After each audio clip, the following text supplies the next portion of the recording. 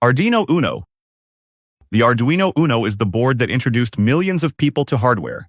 It runs an ATmega 338P microcontroller clocked at just 16 MHz with 32 KB of flash memory and 2 KB of SRAM.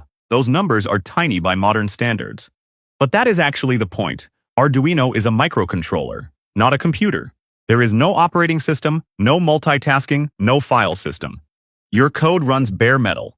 That means it executes directly on the hardware, one instruction at a time, without anything else getting in the way. You write a loop, and it runs that loop every single time without interruption. That kind of predictability is actually a strength when you are controlling physical hardware. Where Arduino falls short is complexity.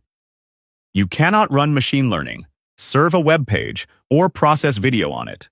But for reading sensors, driving motors, controlling LEDs, or building simple home automation, nothing is faster to set up. The Arduino IDE is free, the documentation is massive, and the community has answered almost every question you could have. It is the first board most people learn on. And for good reason.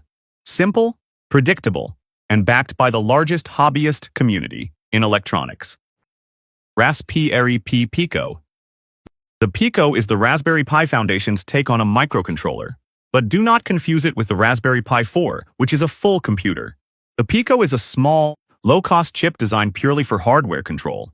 It runs the RP2040, a dual-core ARM Cortex-M Plus clocked at 133 MHz, with 264 KB of RAM and 2 MB of onboard flash.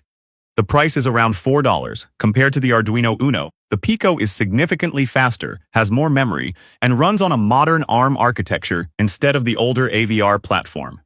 It also supports MicroPython out of the box, which makes it much easier for beginners who already know Python. One standout feature is PIO, which stands for Programmable I/O.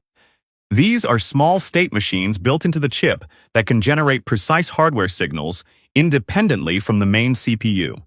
That makes the Pico surprisingly capable for tasks like driving addressable LED strips or implementing custom communication protocols. The main trade-off compared to the ESP32 is that the standard Pico has no built-in wireless. There is a Pico W variant that adds Wi-Fi, but it still lacks Bluetooth. For anyone choosing between an Arduino and something a bit more modern, the Pico is a strong option at a very similar price point. ESP32. The ESP32 by Espressif is where things get really interesting. It has a dual-core Extensa LX6 processor running at up to 240 MHz, 520 KB of SRAM, built-in Wi-Fi, Bluetooth 4.2, and BLE, all on a chip that costs around $2. That price alone makes it one of the best deals in the entire dev board market. Compare that to the Arduino Uno. The Uno has no wireless capability at all and runs about 15 times slower. The ESP32 can run Arduino code, MicroPython, or Espressif's own ESP-IDF framework, so you have flexibility in how you build your project. It also has a built-in Hall sensor, capacitive touch pins, 2 DACs, and multiple SPI, I2C, and UART interfaces. For the price, the feature list is almost hard to believe. The one trade-off is voltage. The ESP32 is a 3.3V device. So, if you are connecting it to 5V sensors or modules, you need level shifters to avoid damaging the board. But for any project that needs wireless connectivity, like smart home devices, IoT sensors, weather stations, or remote data loggers, the ESP32 is the default choice. It is easily the most cost-effective connected microcontroller on the market right now, and the reason most IoT hobby projects start here. Teen asks why.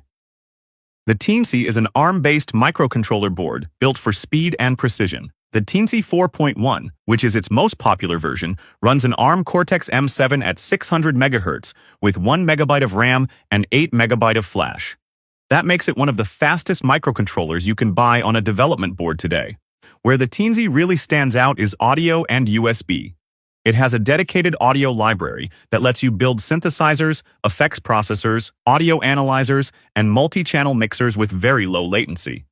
It can also act as a native USB device. That means it can pretend to be a keyboard, a mouse, a MIDI controller, or a game controller without any extra hardware or drivers. You just plug it in and it works. Compared to an STM32, the Teensy is easier to get started with because it uses an Arduino-compatible toolchain. Compared to an ESP32, it is much faster but has no built-in wireless. The trade-off is price. A Teensy 4. One costs significantly more than an ESP32 or Arduino. But for projects involving fast signal processing, real-time audio, or custom USB input devices, the Teensy has a loyal following and is genuinely hard to beat in its niche. STM32. The STM32 family by ST Microelectronics is what separates hobbyists from professional embedded engineers. These chips are based on ARM Cortex-M cores. The range is wide. At the low end, you have the M0 Plus for ultra-low power applications. At the high end, the M7 core in the STM32H7 series runs at 480 MHz with a double-precision floating-point unit, hardware JPEG encoding, and up to 1 MB of RAM. Unlike the Arduino or ESP32, STM32 does not hold your hand. You configure clocks, DMA channels, interrupt priorities, and peripheral registers yourself, usually through STM32 CubeID and the HAL or LL libraries. That complexity gives you something valuable in return. Deterministic real-time performance and industrial-grade reliability. Where the ESP32 might drop a Wi-Fi packet or have timer jitter, an STM32 will execute with microsecond precision every time. That is why you find STM32 chips inside drones, industrial controllers, medical devices, and consumer electronics. Not sitting on a desk as a hobby project, but inside actual shipping products used by real customers. The learning curve is steep, and the documentation is dense. But if your goal is to build something production-ready, STM32 is the path most professional embedded engineers take. Raspberry Pi. The Raspberry Pi is not a microcontroller. It is a full single-board computer, and that distinction changes everything. The Pi 4 runs a quad-core ARM Cortex-A72 at 1.8 GHz, supports up to 8 GB of LPDDR4 RAM, has USB 3.0 Gigabit Ethernet, dual micro HDMI outputs capable of driving 4K displays, and runs a full Linux operating system from a micro SD card. Compare that to the ESP32 with 520 KB of RAM. The Pi 4 has over 15,000 times more memory. That gap explains the difference in capability. A Pi can run a web server, a database, Python scripts with full NumPy and OpenCV libraries, a web browser, and even a full desktop environment with a graphical interface. What it cannot do well is real-time hardware control. Linux is not a real-time operating system, so GPIO timing on a Pi is inconsistent and unreliable for precision tasks. You would not use a Pi to generate a precise PWM signal for a motor controller, but you would absolutely use one to process a camera feed, host a local API, or run a TensorFlow Lite model for image classification. Think of it less as a dev board, and more as a tiny, hackable Linux computer that happens to have GPIO pins on the side. BeagleBone Black. The BeagleBone Black is probably the most underrated board on this list. It runs a 1 GHz ARM Cortex-A8 with 512 MB of RAM and 4 GB of built-in eMMC storage. Like the Raspberry Pi, it runs full Linux. But the BeagleBone has something the Pi simply does not have: 2 onboard programmable real-time units, or PRUs. These are 200 MHz 32-bit processors that run independently from the main CPU. They execute bare metal code with deterministic, nanosecond-level timing. That means you get the best of both worlds on a single board: a full Linux environment for your application logic and networking, and microcontroller-grade precision for your hardware control layer. No second board needed. It also has 65 GPIO pins compared to the Pi's 40, more analog inputs, and multiple PWM outputs natively available. BeagleBone is widely used in CNC machines, robotics, industrial automation, and any application where Linux flexibility and real-time hardware precision must coexist on the same device. The community is smaller than the Pi's, and the documentation is denser. But for engineers who know exactly what they need, the BeagleBone is genuinely hard to replace. NVIDIA Jetson Nano. If the Raspberry Pi is a tiny Linux computer, the Jetson Nano is a tiny AI computer. It packs a quad-core ARM Cortex-A57 CPU alongside a 128-core Maxwell GPU, with 4 GB of LPDDR4 RAM and 16 GB of eMMC storage. The GPU is the entire point of this board. The Raspberry Pi 4 has no meaningful GPU compute capability for machine learning workloads. Its theoretical AI performance sits at roughly 0.1 TOPS. The Jetson Nano delivers 472 GFLOPS of FP16 compute. That is enough to run real-time object detection with YOLOv 3, pose estimation, facial recognition, and semantic segmentation, all processed locally on the device with no cloud dependency whatsoever. It runs Jetpack, which is NVIDIA's Linux-based SDK, with full support for CUDA, TensorRT, and DeepStream. The trade-off versus a Raspberry Pi is cost and power consumption. The Jetson Nano is significantly more expensive and draws considerably more electricity. But if your project involves a camera and a neural network running in real time, there is no real comparison at this price point. The Jetson Nano sits in its own category for accessible edge AI development. Google Coral Dev Board. The Google Coral is another option for running AI at the edge, but it takes a completely different approach from the Jetson Nano. Instead of using a GPU for neural network inference, the Coral uses Google's Edge TPU, which stands for Tensor Processing Unit. This is a purpose-built chip designed specifically to run TensorFlow Lite models with maximum efficiency and minimum power draw. The Coral Dev Board runs a quad-core ARM Cortex-A53 at 1.5 GHz with 1 GB of RAM, plus the Edge TPU coprocessor, which delivers 4 TOPS of inference performance. That is actually higher raw throughput than the Jetson Nano on supported model types, while drawing significantly less power, usually around 2 watts under full load, compared to the Jetson's 5 to 10 watts. The trade-off is flexibility. The Jetson Nano supports CUDA and can run a wide range of AI frameworks and model architectures.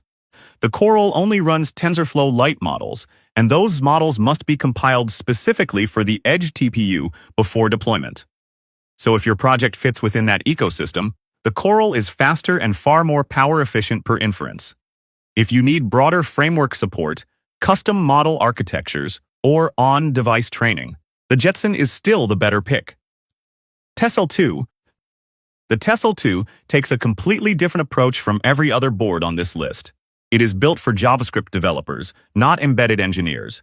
It runs as a MediaTek MT7620N processor at 580 MHz with 64 MB of RAM, running a lightweight Linux environment with Node.js built in from the start. That means you write your firmware in JavaScript. You use NPM packages directly. You interact with sensors and motors, a JavaScript API. No C, no Python, no new development tools to learn. It also has built-in Wi-Fi, USB host support, and 2 dedicated module ports that accept plug-and-play hardware modules for things like GPS, Bluetooth, ambient light sensors, and servo motor control. Compared to the ESP32, the Tessel is far less power efficient and more expensive for what you get in raw hardware. Compared to a Raspberry Pi, it is more constrained but faster to prototype on if JavaScript is your primary language. The Tessel never captured widespread mainstream adoption, but it represents a real and valid philosophy. The best dev board for any developer is the one that speaks their language. For full-stack web developers who want to build hardware without learning an entirely new toolchain, the Tessel lowers that barrier dramatically. Particle Photon.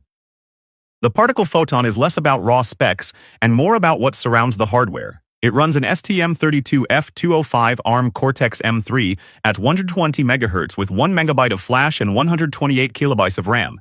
Those are solid microcontroller specs, in the same ballpark as a mid-range STM32. It has built-in Wi-Fi through a Broadcom module and is programmed through Particle's cloud-based IDE. But what makes it genuinely different from everything else on this list is the Particle device OS and cloud platform. Every photon is automatically registered to your Particle account. It can receive over-the-air firmware updates, publish sensor data to the cloud, subscribe to remote commands, and be monitored across an entire fleet of devices. All out of the box, with zero additional infrastructure setup. Compare that to an ESP32, where you would need to build all of that yourself. OTA update servers, fleet management dashboards, cloud messaging pipelines, device monitoring systems. For a hobbyist working on a single device, that overhead might not matter. But for a startup shipping 500 connected products to paying customers, Particle eliminates months of back-end engineering work. It bridges the gap between prototype and finished product better than any other board on this list. Anyway, I also made some other cool videos too. Don't forget to watch them later. Okay,